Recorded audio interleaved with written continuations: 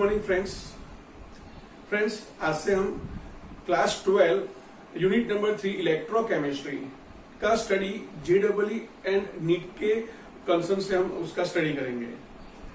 मित्रों, हमारा जो कम्युनिकेशन लैंग्वेज है वो हिंदी में रहेगा, जिससे इंग्लिश मीडियम और गुजराती मीडियम दोनों मीडियम के बच्चे उसको आसानी से समझ सकते हैं। मित्रों, एक बात समझ लो कि अगर आपको जेईई नीट के अंदर अच्छे मार्क्स लाने हैं तो इसके लिए आपको सबसे पहले आपकी जो 11th और 12th की जो एनसीईआरटी की टेक्स्ट बुक्स है उसको ठीक से तैयार करना है। अगर आपने एनसीईआरटी की दोनों क्लास की अगर आपने स्टडी कर ली है अच्छे से टेक्स्ट बुक को, तो आपका 70% जो तैयारी है, प्रिपरेशन है, वो पूरी हो जाएगी। और उसके बाद आप कॉम्पिटिटिव एग्जाम की जो दूसरी रेफरेंस बुक आती है उसका आप स्टडी करें। तो हम आज से स्टार्ट करने जा रहे हैं इलेक्ट्रोकेमिस्ट्री, विद्युत रसायन विज्ञान का हम स्टडी करेंगे। तो उससे पहले हम किस तरह स्टडी करेंगे।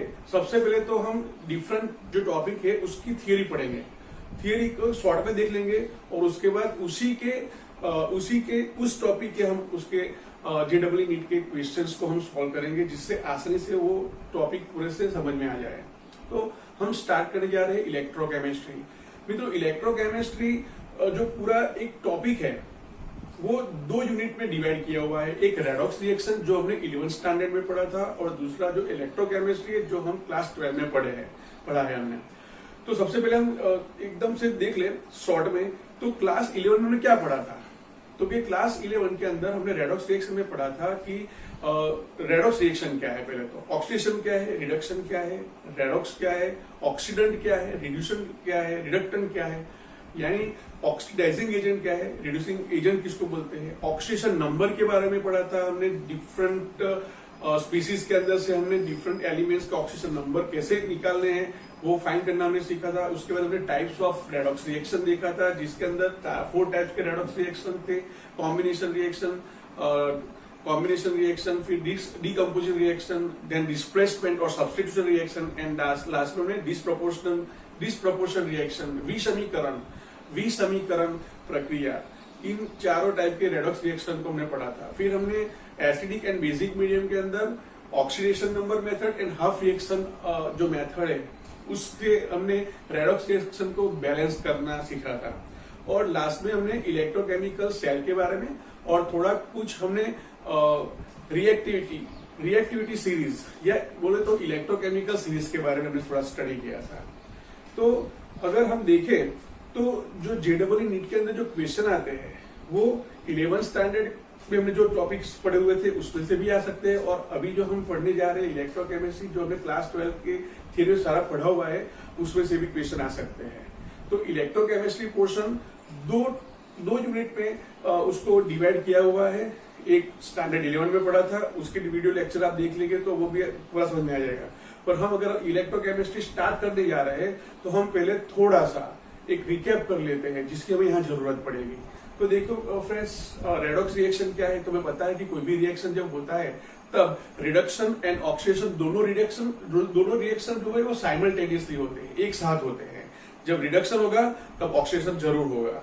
अगर कोई व्यक्ति अगर किसी को दान देना चाहता है पर कोई दान लेने वाला नहीं मिलेगा तो वो दान भी नहीं कर पाएगा। तो दान देने के लिए दाता को कोई भिक्षुक भी चाहिए जो दान लेने के लिए रेडी हो। इसलिए कोई भी अगर हम रिएक्शन की बात करते हैं तो ऑक्सीडेशन भी होगा तभी रिडक्शन भी होगा। तो ऑक्सीडेशन रिडक्शन जो साइमल्टेनियसली जब होता है तो उसको हम रेडॉक्स रिएक्शन बोलते हैं। तो मित्रों, रेडॉक्स रिएक्शन के अंदर 2 फिनोमेना होती है, एक होता है ऑक्सीडेशन और दूसरा होता है रिडक्शन।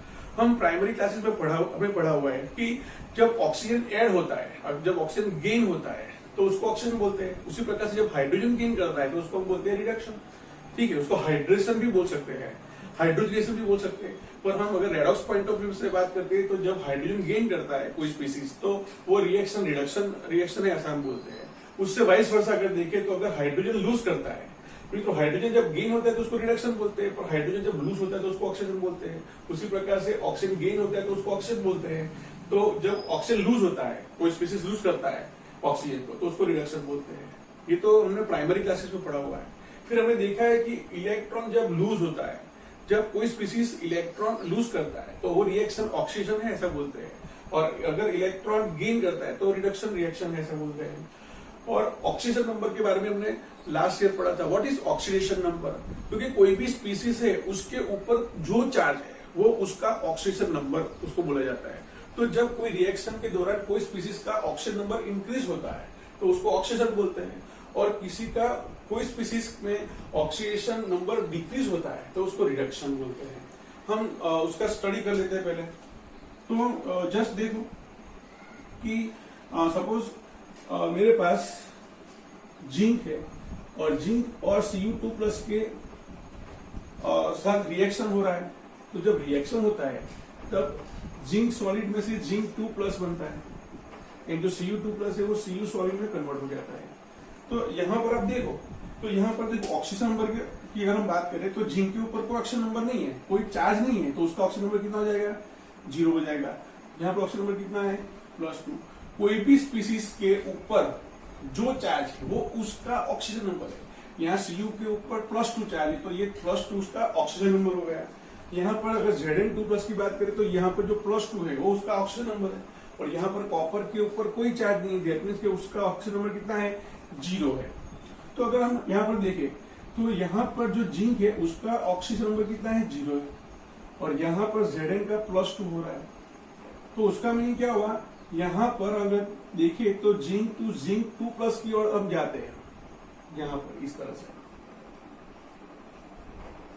तो यहाँ पर ऑक्सीजन नंबर क्या हो रहा है? इंक्रीज हो रहा है। ऑक्सीजन नंबर इंक्रीज, हम शॉर्ट में लिख दे इसे, इंक्रीज हो रहा है। तो जब ऑक्सीजन नंबर इंक्रीज होता है तो उसको हम बोलते हैं ऑक्सीडेशन रिएक्शन। उसी प्रकार से हम यहाँ पर देखें तो ये जो Cu2+ है, यहां से ऑक्सीजन नंबर 0 हो रहा है, यानी यहाँ पर ऑक्सीजन नंबर रिड्यूस हो रहा है। तो अगर हम यहां से यूं देखें तो यहाँ पर ऑक्सीडेशन नंबर डिक्रीज बाय 2, यहाँ ऑक्सीजन नंबर डिक्रीज हो रहा है, तो हम बोल सकते हैं कि यहाँ पर ये रिडक्शन रिएक्शन है।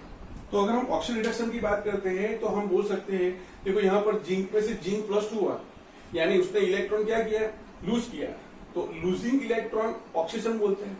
और ऑक्सीजन नंबर की बात करें तो ऑक्सीजन नंबर इंक्रीज हुआ 0 to 2, तो उसको ऑक्सीजन नंबर बोलते हैं, और उसको हम ऑक्सीडेशन रिएक्शन बोलते हैं।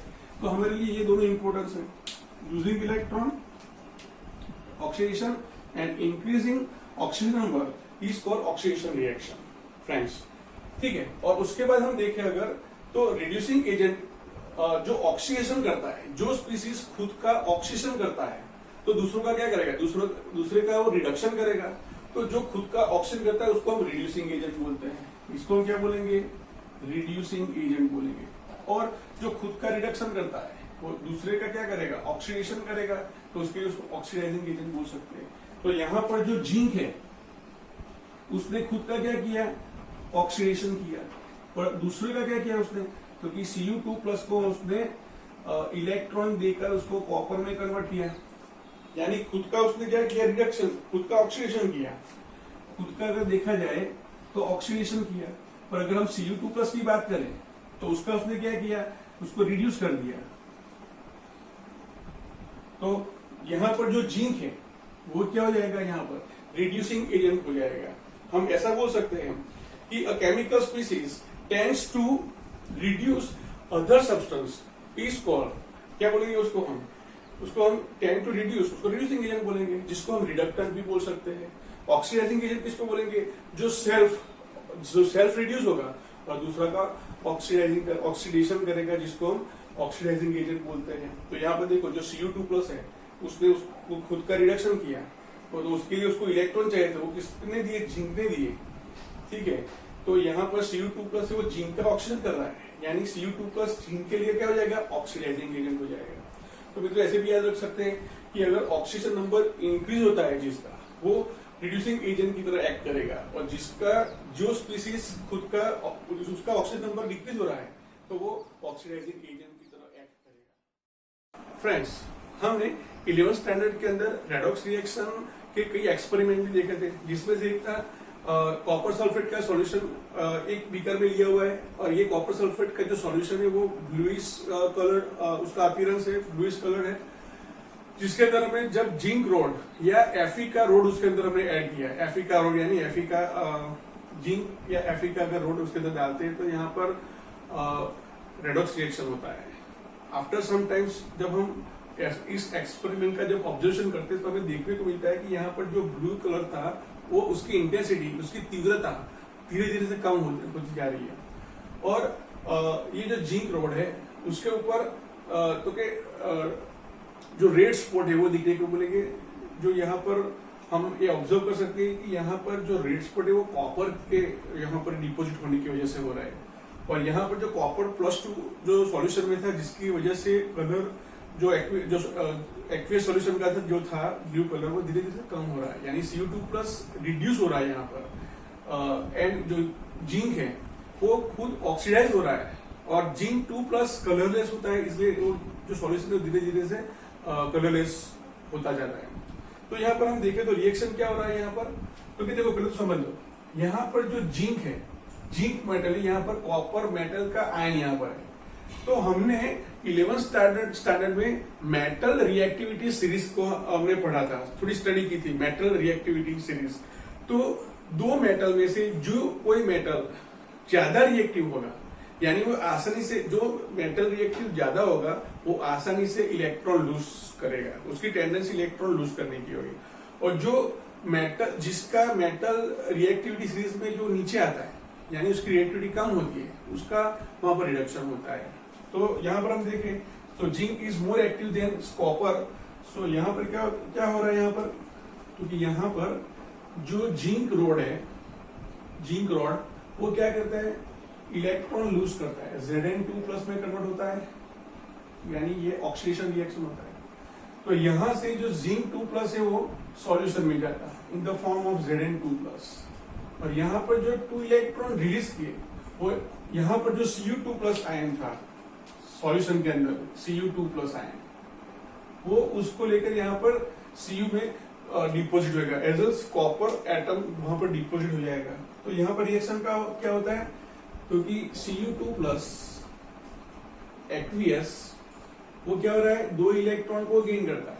रॉड पे जो 2 इलेक्ट्रॉन है जिंक रॉड पे, उसको गेन करके वो Cu में कन्वर्ट होता है। तो हमने यहाँ पर देखा है कि जब जो कोई स्पीसीज इलेक्ट्रॉन गेन करता है वो रिडक्शन करता है, ऐसा बोलते हैं। तो यहाँ पर Cu2+ ने इलेक्ट्रॉन गेन किए, यानी ये रिडक्शन रिएक्शन हुआ। अब देखो, याद रखो एनोड किसको कहते हैं, कैथोड किसको कहते हैं। तो जो इलेक्ट्रोड पे, जिस इलेक्ट्रोड पर अगर ऑक्सीजन होता है, जहां पर ऑक्सीजन होता है उसको एनोड बोलते हैं, जहां पर रिडक्शन होता है उसको कैथोड बोलते हैं। तो हम यहाँ पर लिख सकते हैं कि यहाँ पर जो जिंक है वो ऑक्सीजन कर रहा है यहाँ पर, तो वो एनोड है, और जहां पर रिडक्शन हो रहा है उसको हम कैथोड बोलेंगे। ठीक है, अगर हम दोनों रिएक्शन को ऐड करें तो क्या होगा, यहाँ पर जिंक ने इलेक्ट्रॉन लूज किए और वही लूज इलेक्ट्रॉन कॉपर+ को ले लिए, और उससे क्या होगा, पूरा रेडॉक्स रिएक्शन हो गया। तो यहाँ पर हम इसको ऐसे लिखते हैं, zinc solid plus Cu2+ Zn2+ Cu solid.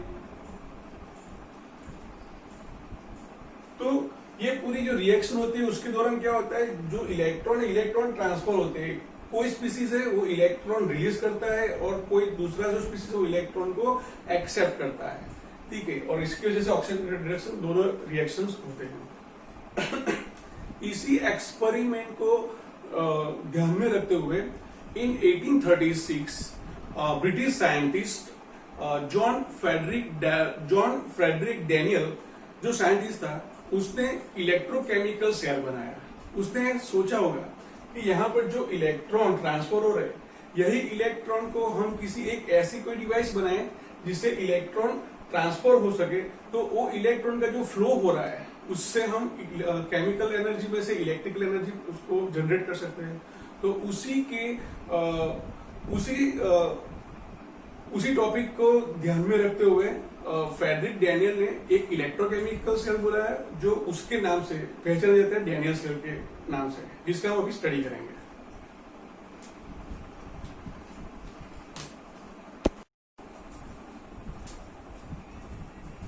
Friends, हमने देखा कि 1836 के अंदर जॉन फ्रेडरिक डैनियल जो ब्रिटिश साइंटिस्ट था, उसने रेडॉक्स एक्सपेरिमेंट का बेस बनाकर उसने एक डिवाइस बनाई जिसको इलेक्ट्रोकेमिकल सेल से जाना जाता है। तो उसने क्या किया कि जिंक रॉड एंड कॉपर, वहां पर zinc rod dipped in copper sulphate solution था, पर यहां उसने क्या किया कि दो अलग अलग बीकर लिए, सेपरेट बीकर लिए, जिसके अंदर एक में जिंक का रॉड रखा या जिंक की प्लेट और दूसरे में कॉपर रॉड या कॉपर प्लेट रखी, और उसी बीकर के अंदर जिंक है तो जिंक सल्फेट का सॉल्यूशन, कॉपर है तो कॉपर सल्फेट का सॉल्यूशन लिया। यहाँ पर दोनों एक्वियस सॉल्यूशन है जिसकी कॉन्सेंट्रेशन 1 मोलर ली गई है। तो इससे इलेक्ट्रोकेमिकल सेल बना है। इलेक्ट्रोकेमिकल सेल को हमने क्लास 11 में पढ़ा है। अब हम क्लास 12 में उसी को हम डिटेल में पढ़ने वाले हैं, ठीक है। In standard situation and in non standard situation हम इसका स्टडी करने वाले हैं। तो अब हम आ जाते हैं क्लास 12 में, जहां हम electrochemical cell and electrolytic cell का हम स्टडी करने वाले हैं। तो सबसे पहले देखो, पहले तो देखेंगे इलेक्ट्रोकेमिस्ट्री क्या है, व्हाट इज इलेक्ट्रोकेमिस्ट्री। तो फ्रेंड्स, हमारे आजू बाजू में कई रिएक्शंस, आसपास में कई रिएक्शंस जो होती है वो स्पॉन्टेनियस एंड नॉन स्पॉन्टेनियस हमको देखने को मिलती है। जैसे कई चीजें ऐसी, कई ज्वेलरी ऐसी होती है, कई वॉच ऐसे होते हैं कि जिसके ऊपर प्लेटिंग किया हुआ होता है। यानी अगर गोल्ड या प्लेटिनम का अगर हम कोई ज्वेलरी लेना चाहे तो वो महंगी होती है, क्योंकि गोल्ड प्लेटिनम महंगा होता है। पर अगर हम एल्यूमिनियम या सिल्वर पर अगर उसका हम प्लेटिंग करा देते हैं तो बाहर से वो प्लेटिनियम या गोल्ड जैसी दिखती है, जिस प्रोसेस को हम इलेक्ट्रोप्लेटिंग कहते हैं। तो इलेक्ट्रोप्लेटिंग अपने आप नहीं होता है। इलेक्ट्रोप्लेटिंग करवाने के लिए किसी भी जो मेटल या नॉन मेटल जो ऑब्जेक्ट है उसके ऊपर वो प्लेटिंग करना है तो क्या करना पड़ेगा, जिसका प्लेटिंग करना है वही मेटल का इलेक्ट्रोलाइटिक सॉल्यूशन लेना पड़ेगा, और उसमें हम इलेक्ट्रोलिसिस प्रोसेस करेंगे। उसके अंदर हम इलेक्ट्रिक करंट पास करेंगे और उसमें से वो जो मेटल आयन है वो उसके ऊपर ऑब्जेक्ट पर डिपोजिट हो जाएंगे, जिसको हम इलेक्ट्रोप्लेटिंग प्रोसेस बोलते हैं। तो ये नॉन स्पॉन्टेनियस रिएक्शन है। अगर सिल्वर की ज्वेलरी पर मुझे गोल्ड का प्लेटिंग करवाना है तो वो नॉन स्पॉन्टेनियस रिएक्शन है। तो उसमें क्या होता है, जब हम इलेक्ट्रिक एनर्जी उसके अंदर डालते हैं इलेक्ट्रोलाइटिक सॉल्यूशन के अंदर, तो वहां पर वो इलेक्ट्रिकल एनर्जी केमिकल एनर्जी में कन्वर्ट हो जाती है, और वहां पर सपोज जो गोल्ड है वो क्या हो जाता है, डिपोजिट हो जाता है ऑब्जेक्ट सिल्वर की ज्वेलरी पर। तो ये नॉन स्पॉन्टेनियस रिएक्शन है जिसके अंदर इलेक्ट्रिकल एनर्जी में से केमिकल एनर्जी का कन्वर्जन होता है। उसी प्रकार से अगर हम ड्राई सेल की बात करें तो ड्राई सेल में क्या होता है, तो ड्राई सेल को जब हम किसी इलेक्ट्रिक डिवाइस के साथ जुड़ते हैं, इलेक्ट्रिक वायर के साथ, तो वहां पर वो जो इलेक्ट्रिक डिवाइस है, सपोज मान लो कि बल्ब है तो वो बल्ब ग्लो करने लगता है, वो स्पॉन्टेनियस रिएक्शन हो जाता है। जब हम जुड़ते हैं अपने आप chemical energy convert into electrical energy हमें देखने को मिलता है। तो ये इलेक्ट्रोकेमिस्ट्री वो क्या है, तो हम ऐसा बोल सकते हैं कि electrochemistry is the branch of chemistry in which we have to study the relation between electrical energy and chemical energy in spontaneous and non spontaneous reaction. ગુજરાતીમાં આપણે એવું કહી શકીએ કે કોઈ પણ સ્વયંભૂ અથવા સ્વયંભૂ ન હોય તેવી આપણે થતી અથવા આપણે થતી ન હોય તેવી રાસાયણિક પ્રક્રિયા દરમિયાન વિદ્યુત ઉર્જા અને રાસાયણિક ઉર્જાનો અભ્યાસ કરવામાં આવતો હોય તેવી રસાયણ વિજ્ઞાનની શાખાને ઇલેક્ટ્રોકેમિસ્ટ્રી વિદ્યુત રસાયણ તરીકે ઓળખવામાં આવે છે મિત્રો। તો હવે આપણે શું કરીશું, ઇલેક્ટ્રોકેમિકલ સેલ નો અભ્યાસ કરીશું। નાઉ we observe the chemical reactions, redox reaction which take place into electrochemical cell। तो यहाँ पर हम देखेंगे कि यहाँ पर जो डैनियल था उसने जिंक को जिंक सल्फेट एंड कॉपर को कॉपर सल्फेट के 1 मोलर कॉन्सेंट्रेटेड एक्वियस सॉल्यूशन में रखा था। ये जो इलेक्ट्रोकेमिकल जो सेल है उसको डैनियल सेल से पहचाना जाता है। तो अगर आपको किसी भी रेफरेंस बुक में या किसी भी एग्जाम के अंदर डैनियल सेल बोले तो इतना याद रखना है कि zinc road and 1 molar zinc sulphate, copper road and copper 1 molar copper sulphate solution. अगर मैं यहाँ पर 0.1 मोलर कर देता हूँ, यहाँ पर 0.5 कर देता हूँ तो वो डैनियल सेल बोला जाएगा नहीं। अगर मैं डैनियल सेल बोलता हूँ तो zinc 1 molar zinc sulphate, copper and 1 molar copper sulphate, ठीक है।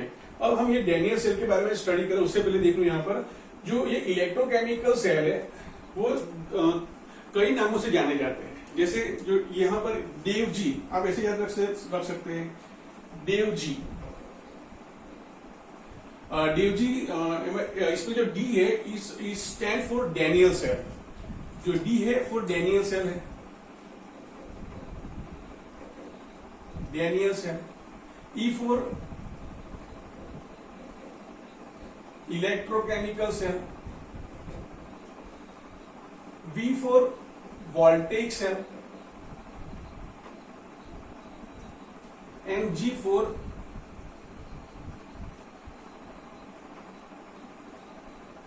Galvanic cell.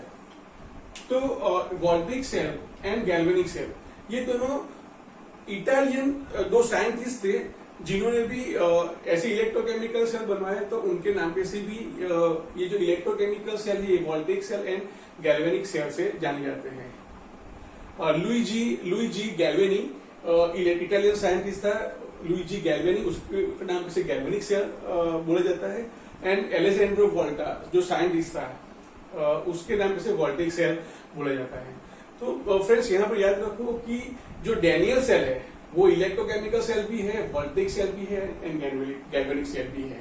पर इसके अलावा हमने कोई और मेटल या और इलेक्ट्रोलाइटिक सॉल्यूशन लिया तो वो भी इलेक्ट्रोकेमिकल सेल है। पहले जैसे याद रखो कि सारे इलेक्ट्रोकेमिकल सेल है उसको voltaic cell and galvanic cell से हम उसको ये नाम को हम कंसिडर कर सकते हैं, यानी all chemical electrochemical cell are called galvanic cell. वैसे डैनियल सेल भी वो गैल्वेनिक सेल है, पर all galvanic cell can not known as Daniell cell. जो जैसे अलग अलग मेटल एंड इलेक्ट्रोलाइट सॉल्यूशन से हम डिफरेंट टाइप के इलेक्ट्रोकेमिकल सेल बना सकते हैं जिसको हम गैल्वेनिक सेल बोल सकते हैं। पर डैनियल सेल जो है वो गैल्वेनिक सेल उसको बोल सकते हैं, पर बाकी के सारे जो गैल्वेनिक सेल या इलेक्ट्रोकेमिकल सेल है उसको डैनियल सेल नहीं बोल सकते। डैनियल सेल उसी को बोलेंगे जिसके अंदर जिंक, कॉपर एंड उसके अनुसार zinc sulphate and copper sulphate का 1 मोलर कॉन्सेंट्रेट सॉल्यूशन होगा, तभी हम उसको डैनियल सेल बोल सकते हैं। यानी ऐसा बोल सकते हैं कि Daniell cell is considered as galvanic cell, but all the galvanic cell do not consider as Daniell cell. We cannot known as Daniell cell. ठीक है, तो अब यहाँ पर देखिए कि यह एक्सपेरिमेंट क्या हुआ था, एकदम फटाफट से देख लेते हैं। तो यहाँ पर जब इलेक्ट्रिक सर्किट जब कंप्लीट होती है, इलेक्ट्रिक सर्किट को कंप्लीट करने के लिए हम यहाँ पर एक्सटर्नल में इलेक्ट्रिक वायर से हमने उसको जोड़ा है, और जो दो सॉल्यूशन है उसको जोड़ने के लिए यहाँ पर हमने सॉल्व ब्रिज का इस्तेमाल किया है। यहाँ पर जब इलेक्ट्रिक करंट फ्लो होगा तब उसका डिरेक्शन या उसकी वैल्यू या उसका वोल्टेज निकालने के लिए, या जस्ट हमें ये रिएक्शन हो रहा है स्पॉन्टेनियसली ये जानने के लिए हम यहाँ पर या बल्ब रख सकते हैं, या वॉट मीटर रख सकते हैं, या एमीटर, गैल्वेनोमीटर, या फिर वॉट मीटर और पोटेंशियोमीटर का इस्तेमाल कर सकते हैं। पर फ्रेंड्स अगर हमें सही से हमें नीट अगर पोटेंशियल फाइंड करना है तो यहाँ पर पोटेंशियोमीटर रखना पड़ता है, ठीक है, क्योंकि वॉल्ट मीटर से परफेक्ट वैल्यू हमें मिलती नहीं है वोल्टेज की। तो यहाँ पर जब कंप्लीट देखो ये सॉल्व ब्रिज की बात हम बाद में करते हैं, पहले हम जो एक्सपेरिमेंट हमने क्लास 11 में पढ़ा था वो एकदम से देख लेते हैं। तो यहाँ पर क्या होता है, आफ्टर सम टाइम्स जब हम यहाँ पर आते हैं, हम ऑब्जर्व करते हैं तो क्या होता है यहाँ पर कि यहाँ पर जो जिंक है वो कॉपर से ज्यादा रिएक्टिव होने की वजह से यहाँ क्या होगा, क्योंकि ये जो जिंक है वो जिंक 2+ में कन्वर्ट हो जाएगा एंड 2 इलेक्ट्रॉन लिबरेट करेगा। यानी यहाँ पर क्या हुआ, ऑक्सीडेशन हुआ। ऑक्सीडेशन कहाँ पर होता है, एनोड पर। ऑलवेज ऑक्सीडेशन एनोड पर ही होता है। तो यहाँ पर क्या हुआ कि हमारी जो प्लेट थी जिंक की या रोड था जिंक का, उसने ऑक्सीडाइज किया, तो उसमें से क्या बन गया, Zn2+ बन गया, प्लस 2 इलेक्ट्रॉन लिबरेट हुए। यानी ये रिएक्शन क्या है, ऑक्सीडेशन रिएक्शन है, ठीक है। अब जहां पर जो इलेक्ट्रोड पर ऑक्सीजन होता है उसको क्या बोलते हैं, उसको हम एनोड बोलते हैं। तो ये हमारा हो गया एनोड और ये हमारा हो गया कैथोड। कैथोड पर रिडक्शन होगा, तो यहाँ पर ऑक्सीजन होगा, यहाँ पर रिडक्शन होगा। अब क्या होगा, यहाँ पर यहाँ से जो 2 इलेक्ट्रॉन लिबरेट हुए वो जो एक्सटर्नल जो हमने इलेक्ट्रिक वायर लगाया था उसके साथ वो फ्लो करना शुरू हो जाएगा, और ये Zn2+ है वो सॉल्यूशन के अंदर आ जाएगा। यानी यहाँ पर Zn2+, यहाँ पर Zn2+ आयन ऐड होंगे जिंक सल्फेट के सॉल्यूशन के अंदर, और जो इलेक्ट्रॉन था वो electron anode to cathode transfer होंगे और वे कॉपर पर आ जाएंगे। तो यहाँ पर इलेक्ट्रॉन आ गए, यानी कॉपर की जो प्लेट या रॉड है वो क्या हो जाएगा, नेगेटिव बन जाएगा। तो यहाँ पर सॉल्यूशन के अंदर Cu2+ है, तो Cu2+ क्या करेगा, वो जो 2 इलेक्ट्रॉन है उसके साथ वो रिड्यूस होगा और उसमें से वो कॉपर में कन्वर्ट हो जाएगा। यानी यहाँ पर रिएक्शन क्या हुआ, क्योंकि एनोड से आए हुए जो इलेक्ट्रॉन्स थे वो कॉपर के सॉल्यूशन में रहे हुए Cu2+ आयन के साथ रिड्यूस होंगे, यानी उसके साथ जुड़ जाएंगे और इसमें से कॉपर सॉलिड बनेगा। ये रिएक्शन में रिडक्शन हो रहा है क्योंकि इलेक्ट्रॉन यहाँ पर डिपोजिट ऐड हो रहा है। तो यहाँ पर रिडक्शन होता है, उसको हम कैथोड बोलते हैं। अब यहाँ पर यह याद रखना है कि यहाँ पर इलेक्ट्रॉन लिबरेट हो रहा है, एनोड पर इलेक्ट्रॉन लिबरेट हो रहा है, एनोड पर इलेक्ट्रॉन लिबरेट हो रहे हैं। तो इसकी वजह से यहाँ पर इसको हम नेगेटिव टर्मिनल बुलाते हैं। और यहाँ पर एक्शन क्या होती है, यहाँ पर जो कैट आयन है वो इलेक्ट्रॉन से जुड़ता है, यानी पॉजिटिव आयन जुड़ता है इलेक्ट्रॉन के साथ, इसलिए हम इसको पॉजिटिव टर्मिनल बोलते हैं। तो ये खास याद रखना है कि इलेक्ट्रोकेमिकल सेल के अंदर जो एनोड होता है वो नेगेटिव होता है एंड जो कैथोड होता है वो पॉजिटिव होता है। अब हम अगर इसका रिएक्शन देखें तो यहाँ पर हम जो लिखेंगे, मैं लिखता नहीं हूँ टाइम सेव करने के लिए, तो zinc plus Cu2+ gives Zinc2+ plus Cu solid. तो ये इसको बोलते हैं सेल रिएक्शन, इसको हम बोलेंगे सेल रिएक्शन। ये देखो ऑक्सीजन हाफ रिएक्शन है, ये रिडक्शन हाफ रिएक्शन है, दोनों को मिलाकर अगर हम यहाँ लिखेंगे तो ये सेल रिएक्शन हो जाएगा। अब यहाँ पर क्या हुआ, ये इस पूरे एक्सपेरिमेंट में हुआ क्या, क्योंकि तो यहाँ पर से जिंक 2+ में कन्वर्ट हो रहा है, यानी ये जो जिंक रोड था उसका वेट धीरे धीरे कम होता जाएगा। तो फर्स्ट जो ऑब्जर्वेशन में क्या होगा, जिंक रोड है वो जिंक का जो सलिया है, गुजराती में बोले तो जिंक नो जो सलियो से धीरे धीरे खवाई जाए છે, यानी जो जिंक रोड है वो ग्रेजुअली लूजेस इट्स वेट, उसका वेट कम होता जाएगा क्योंकि zinc oxidize itself and convert into Zn+2 which is dissolve in zinc sulphate solution. तो यहाँ पर Zn2+ क्या होगा, उसकी कॉन्सेंट्रेशन बढ़ेगी। तो देखो Zn2+, इसको बोलेंगे concentration of Zn2+ increase in zinc sulphate. तो अब क्या हो रहा है यहाँ पर, अब कैथोड पे क्या हो रहा है, तो कि कैथोड पर ये जो सॉल्यूशन के अंदर जो Cu2+ आयन था वो कॉपर रोड के ऊपर डिपोजिट हो रहा है, यहाँ पर डिपोजिट हो रहा है। तो कॉपर रोड का जो ओरिजिनल वेट था उससे वो इंक्रीज होगा। So copper rod gradually gains the weight, और यहाँ पर जो कॉपर सॉल्यूशन, कॉपर सल्फेट का जो सॉल्यूशन था जिसके अंदर ब्लूइश कलर था वो धीरे धीरे खत्म होता जाएगा, उसकी इंटेंसिटी कम होती जाएगी और ये Cu2+ का यहाँ पर Cu2+ की कॉन्सेंट्रेशन में कमी आएगी। ठीक है, अब ये रिएक्शन कैसे होता है, ठीक है। तो सॉल्ट ब्रिज क्या है उसके बारे में हम डिटेल में अब हम बात करेंगे। तो सॉल्ट ब्रिज क्या है, क्योंकि सॉल्ट ब्रिज दो ओपनिंग वाला एक यू शेप्ड एक ग्लास ट्यूब है जिसके दोनों और जो दो ओपनिंग्स है उसको हम दोनों सॉल्यूशन के अंदर इन्वर्ट डूबे रखते हैं और यहाँ पर हम ग्लास फुल का इस्तेमाल करते हैं जिससे इसके अंदर भरा हुआ जो इलेक्ट्रोलाइटिक सॉल्यूशन वो बाहर न निकल जाए। यहाँ पर जो इलेक्ट्रोलाइटिक सॉल्यूशन लेना है वो कॉन्सेंट्रेटेड लेना है और साथ में उसको जेल टाइप में लेना है। तो जेल टाइप में अगर रखेंगे जो वो गाढ़ा होगा तो नीचे नहीं जाएगा। और यहाँ पर ये जो ग्लास फुल पोरस होना चाहिए, पोरस होगा जिससे वो आयंस वो ट्रांसफर हो सकते हैं। तो सबसे पहले तो देखो कि सॉल्ट ब्रिज क्या है, क्योंकि सॉल्ट ब्रिज जो है वो यू शेप्ड ट्यूब है जो दोनों छोर से खुली हुई है, जो इन्वर्ट स्टेज में दोनों सॉल्यूशन के अंदर रखी हुई है और उसके यहाँ पर ग्लास फुल को उसके अंदर ग्लास फुल से उसको बंद किया हुआ होता है, वो पोरस होता है जिससे आयन आसानी से ट्रांसफर हो सकते हैं। दूसरी बात कि यहाँ पर जो कॉन्सेंट्रेटेड सॉल्यूशन है वो अगर बोल सकते हैं या फिर जिलेटिन में ये सॉल्यूशन बनाया जाता है जिलेटिन के अंदर, और ये इनर्ट इलेक्ट्रोलाइट होने चाहिए। इनर्ट इलेक्ट्रोलाइट यानी ये जो आयन है वो इलेक्ट्रोलाइटिक जो सॉल्यूशन हमने लिए दोनों हब सेल में उसके आयन के साथ रिएक्ट नहीं करने चाहिए। इसके लिए हमें ऐसा इलेक्ट्रोलाइट चूज करना पड़ेगा जो हमारे सेल में इस्तेमाल किए गए इलेक्ट्रोलाइटिक सेल के साथ के आयन के साथ रिएक्शन ना करे। ठीक है, अब उसका फंक्शन क्या है इलेक्ट्रोकेमिकल सेल का, क्योंकि जो जो सर्किट है इलेक्ट्रिकल सर्किट उसको कंप्लीट करता है। और यहाँ पर क्या होता है ड्यूरिंग द रिएक्शन क्या होता है, यहाँ पर Cu2+ आयन डिपोजिट होता है तो यहाँ पर सल्फेट आयन नेगेटिव आयन बढ़ता जाता है और यहाँ पर Zn+2 यहाँ पर सॉल्यूशन में आ रहा है तो यहाँ पर पॉजिटिव आयन बढ़ रहा है। अगर यहाँ पर पॉजिटिव आयन बढ़ रहा है, यहाँ पर नेगेटिव आयन बढ़ रहा है तो क्या होगा, अगर यहाँ पर सॉल्ट ब्रिज नहीं होगा, मान लो कि सॉल्ट ब्रिज दे रखा है तो क्या होगा, क्योंकि यहाँ पर Zn2+ पॉजिटिव आयन जब बढ़ते हैं तो क्या हो जाएगा, यहाँ इसके आसपास का जो रोड के आसपास का जो एरिया है वो पूरा Zn2+ पॉजिटिव आयन से वो ढक जाएगा। तो क्या होगा, अब जिंक को Zn+2 में ऑक्सीडाइज करना है पर होगा नहीं, क्योंकि अगर Zn+2 बनता है तो ये जो पॉजिटिव Zn2+ है यहाँ पर वो उसको रिपील करेंगे, रिपल्सन होगा, गुजराती में के अपाकर्षण थશે और उसकी वजह से क्या होगा कि ये Zn2+ में कन्वर्ट नहीं होगा, यानी इलेक्ट्रॉन जनरेट होना बंद हो जाएगा।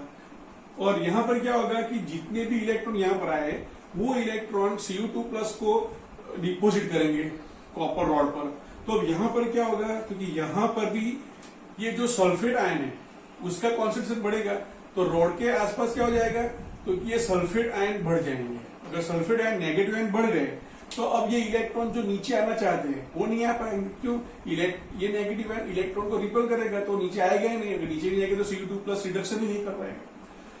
तो सॉल्ट ब्रिज जरूरी है, और सॉल्ट ब्रिज के अंदर इलेक्ट्रोकेमिकल जो इलेक्ट्रोलाइटिक सॉल्यूशन है वो उसके अंदर ऐसे पॉजिटिव और नेगेटिव आयन होने चाहिए जो हमारे इलेक्ट्रोकेमिकल सेल के इलेक्ट्रोलाइटिक सॉल्यूशन के जो पॉजिटिव नेगेटिव आयन उसके साथ रिएक्ट नहीं करने चाहिए।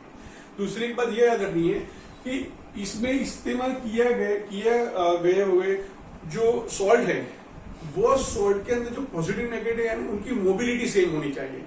मोबिलिटी बोलो या ट्रांसपोर्ट नंबर बोलो, ये वर्ड नए, मोबिलिटी यानी वहनशीलता एंड ट्रांसपोर्ट नंबर यानी उसका नंबर, गुजराती में या हिंदी में उसको बोलते हैं वहनांक, वहन अंक यानी स्पीड, उनकी स्पीड सेम होनी चाहिए। अगर एक पॉजिटिव आयन स्पीड में है, नेगेटिव आयन अगर स्पीड कम है तो यहाँ पर क्या हो जाएगा, ये जो इलेक्ट्रोकेमिकल सेल है वो बंद हो जाएगा जनरेट करना इलेक्ट्रिक करंट को। तो देखो यहाँ पर जो सॉल्ट ब्रिज के अंदर जो इलेक्ट्रोलाइटिक हमने जो सॉल्यूशन रखा है उसका काम क्या है, during the working model of electrochemical cell, जो ये एनोड हाफ सेल है उसके अंदर पॉजिटिव आयन बढ़ जाता है और यहाँ पर नेगेटिव आयन बढ़ता है। तो क्या होगा, अगर यहाँ पर पॉजिटिव या नेगेटिव आयन बढ़ता जाएगा तो फिर इलेक्ट्रोकेमिकल सेल वर्क करना बंद कर देगा। ये ना हो इसके अंदर हमने सॉल्ट ब्रिज रखा है। तो सॉल्ट ब्रिज के अंदर यहाँ पर देखो ये पॉजिटिव आयन है, ये नेगेटिव आयन है, यहाँ पर नेगेटिव आयन बढ़ रहा है तो K+ आयन सॉल्ट ब्रिज में से क्या होगा, यहाँ पर अंदर आएगा और यहाँ पर K+ आयन जो है वो नेगेटिव सल्फेट आयन के साथ जुड़ जाएगा और यहाँ पर जो NO3- है वो क्या होगा, ये एनोड का जो सॉल्यूशन उसके अंदर ऐड होगा और जिसकी वजह से यहाँ पर जो पॉजिटिव आयन थे वो नेगेटिव आयन के साथ जुड़कर वो न्यूट्रल हो जाएगा। ये सॉल्यूशन इलेक्ट्रिकली दोनों सॉल्यूशन न्यूट्रल हो जाएगा, यानी वो ये जो इलेक्ट्रोकेमिकल सेल है वो वर्क करता जाएगा। तो यहाँ पर ये पॉजिटिव एंड जो नेगेटिव आयन है electrolytic cell of salt bridge उनकी स्पीड एक जैसी होनी चाहिए। अगर यहाँ से पॉजिटिव आयन जल्दी जल्दी जा रहा है और नेगेटिव आयन धीरे धीरे जा रहा है तो भी यही प्रॉब्लम आएगा, यानी जितना वोल्टेज मिलना चाहिए इलेक्ट्रिक फ्लो का, करंट का, वो नहीं मिलेगा। तो इसके लिए क्या करना पड़ेगा कि हमको जो इलेक्ट्रोलाइट हमको सॉल्ट ब्रिज में लेना है उसके अंदर जो पॉजिटिव नेगेटिव आयन है उसकी मोबिलिटी सेम होनी चाहिए। The transport number of positive ion and negative ion should be equal, same होने चाहिए। तो जैसे मान लो कि यहाँ पर सपोज मेरे पास है NaNO3 या फिर है KNO3 या फिर NH4NO3 है या फिर KCl है, बराबर है। तो यहाँ पर देखो, यहाँ पर Na+NO3- है, यहाँ पर K+NO3- है, यहाँ पर NH4NO3- है। उसी प्रकार से सपोज Na2SO4 है या फिर K2SO4 है। तो यहाँ पर पॉजिटिव नेगेटिव जो है आयंस उनकी मोबिलिटी सेम है, यानी हम इसमें से किसी का भी इस्तेमाल कर सकते हैं। हम इसमें से किसी भी एक इलेक्ट्रोलाइट का सॉल्यूशन, इलेक्ट्रोलाइटिक सॉल्यूशन, इलेक्ट्रोलाइट के एज इलेक्ट्रोलाइट हम इसका इस्तेमाल कर सकते हैं। पर अगर NaCl है, सोडियम क्लोराइड है, अगर KMnO4 है या अगर CuNO3 ट्वाइस है तो इसका इस्तेमाल हम नहीं कर सकते। क्यों नहीं कर सकते? क्योंकि यहाँ पर Na+NCl- की अगर हम पॉजिटिव या नेगेटिव आयन की मोबिलिटी की अगर बात करते हैं तो डिफरेंट है, और डिफरेंट होने की वजह से यहाँ इसका जो इस्तेमाल करना है maintain the electrical neutrality of the hub cells, वो नहीं हो पाएगा और जिसकी वजह से जो वोल्टेज हमें मिलना चाहिए वो नहीं मिलेगा। During the working of electrochemical cell. तो ये याद रखना है। स्पेसिफिकली हम केसीएल का इस्तेमाल भी तब नहीं कर सकते जब यहाँ पर मर्क्यूरी ली हुई है। अगर मर्क्यूरी ली हुई है तो मर्क्यूरी के साथ वो क्लोरीन जुड़कर मर्क्यूरी क्लोराइड में कन्वर्ट हो जाएगा। तो ये भी याद रखना है कि HCl को मर्क्यूरी जब इलेक्ट्रोकेमिकल सेल में इस्तेमाल की गई है तब हम इसका इस्तेमाल नहीं करते हैं। ठीक है, अब बात करें तो जो ये इलेक्ट्रोकेमिकल जो सेल है उसके ऊपर हम एक्सटर्नल वोल्टेज जब हम सब उसके ऊपर पास करते हैं तब क्या होता है उसकी बात करें तो एनसीईआरटी की बुक में उसके डायग्राम दिया हुआ है। जस्ट यहां पर समझ लो कि सपोज यहां पर मैंने एक एक्सटर्नल वोल्टेज रखा हुआ है इस तरह से,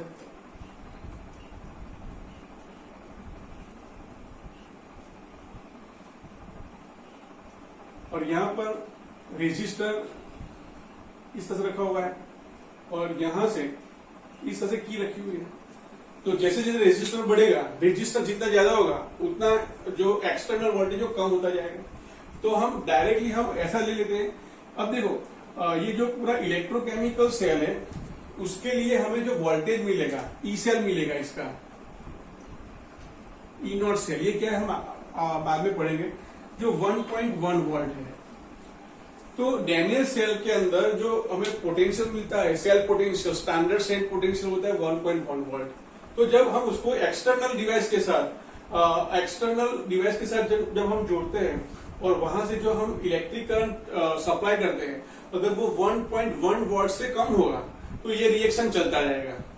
अगर 1.1 वोल्ट से कम होगा यानी डैनियल सेल के अंदर जितना वोल्टेज है उससे कम वोल्टेज से हम इलेक्ट्रिक करंट एक्सटर्नल हम पास करते हैं इसके अंदर, तो रिएक्शन ऐसा ही होता जाएगा, स्पॉन्टेनियस रिएक्शन होता जाएगा। जैसे यहाँ पर देखो, आप देख नहीं पा रहे होंगे, यहाँ पर जस्ट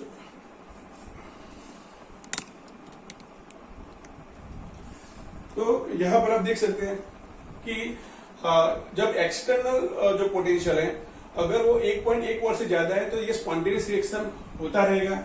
यानी यहाँ पर क्या होगा, जो इलेक्ट्रॉन का फ्लो है वो एनोड से कैथोड की ओर जाता रहेगा, यानी यहाँ जिंक से कैथोड की ओर, कॉपर की ओर जाएगा।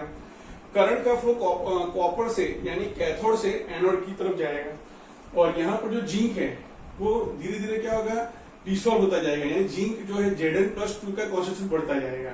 ठीक है, पर अगर हम 1.1 यहाँ पर जो रजिस्टर है उसको इस तरह से हम रखें कि जिसकी वजह से एक्सटर्नल जो रिसोर्सेज जैसे जो इलेक्ट्रिक करंट फ्लो होता है उसका भी 1.1 वोल्टेज होता है।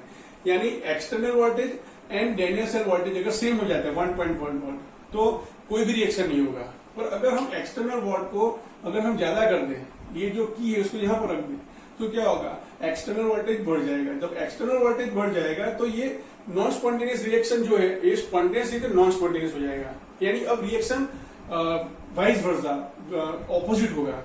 यानी अब यहाँ पर जो electric flow zinc to copper की ओर जा रहा था तो उससे वाइस वर्सा कॉपर से जिंक की ओर आएगा। ठीक है, तो ये खास याद रखना है कि जो कॉम्पिटिटिव एग्जाम होते हैं उसमें ऐसे क्वेश्चन ज्यादा आता है। तो जब डैनियल सेल के वोल्टेज से ज्यादा एक्सटर्नल वोल्टेज होती है तब जो करंट, जो इलेक्ट्रॉन का फ्लो है वो कॉपर से एनोड की ओर जाएगा और इलेक्ट्रिक करंट का जो फ्लो है वो एनोड से कैथोड की ओर जाएगा। और क्या होगा, यहाँ पर देखो जब इलेक्ट्रोकेमिकल सेल था तो कॉपर +2 आयन के जो था वो रिड्यूस हो रहा था, पर यहाँ पर इससे अलग हो, इससे वाइस वर्सा होगा। क्या होगा, कॉपर में से कॉपर +2 बनेगा और यहाँ पर इससे अलग होगा, यहाँ जिंक +2 वो जिंक पर डिपोजिट होगा। तो ये टॉपिक खास आपको याद रखना है।